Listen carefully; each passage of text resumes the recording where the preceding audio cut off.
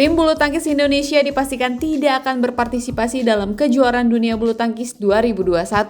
Keputusan ini diambil oleh Ketua Umum PPPBSI Agung Firman Sampurna demi menjaga keselamatan pemain setelah mendapat masukan dari pengurus, pelatih, dan Kabid Binpres.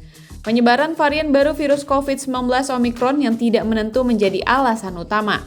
Keputusan tersebut juga merupakan arahan dari pemerintah Indonesia yang menghimbau untuk mengurangi aktivitas untuk berpergian ke luar negeri. Rencana sebelum pembatalan tim bulu tangkis Indonesia Pelatnas PBSI di Cipayung akan mengirimkan 13 wakilnya ke BWF World Championship 2021 yang akan berlangsung di Huelva, Spanyol pada 12 hingga 19 Desember 2021.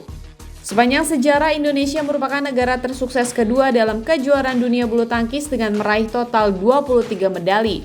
Di tahun 2019, Indonesia meraih 1 medali emas yang disumbangkan oleh ganda putra senior Muhammad Ahsan dan Hendra Setiawan. Kejuaraan dunia 2021 menandai turnamen bulu tangkis pamungkas di tahun ini. Ini berarti setelah memutuskan mundur, tim Indonesia akan langsung bersiap-siap untuk menghadapi turnamen di 2022.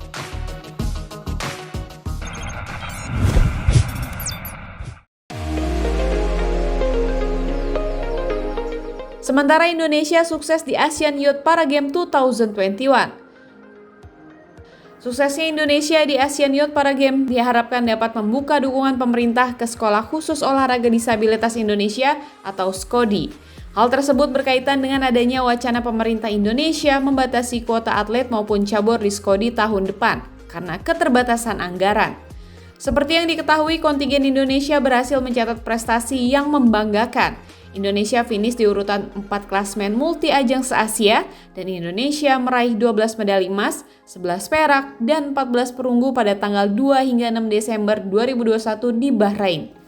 Torehan prestasi dengan total 37 medali itu jauh melebihi target yang ditetapkan National Paralympic Committee atau NPC Indonesia yang hanya mematok 3 medali emas.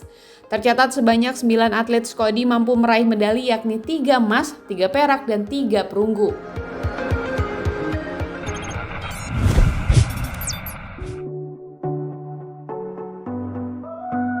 Dan selanjutnya Sintayong tunjuk Evan Dimas jadi kapten timnas di Piala AFF 2020. Timnas Indonesia akan menghadapi Kamboja dalam partai pertamanya di grup B Piala AFF 2020 pada Kamis 9 Desember 2021 di Bishan Stadium, Singapura.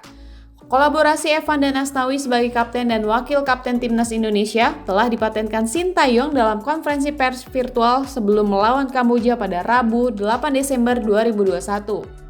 Sementara saat ditanya mengenai apakah ban kapten timnas Indonesia akan bercorak pelangi seperti Thailand, Myanmar, dan Kamboja, Sintayong belum dapat memastikan dan meminta lihat secara langsung pada saat laga berjalan nanti. Selain itu, Sintayong sadar status Indonesia di Piala AFF 2020 sebagai tim underdog.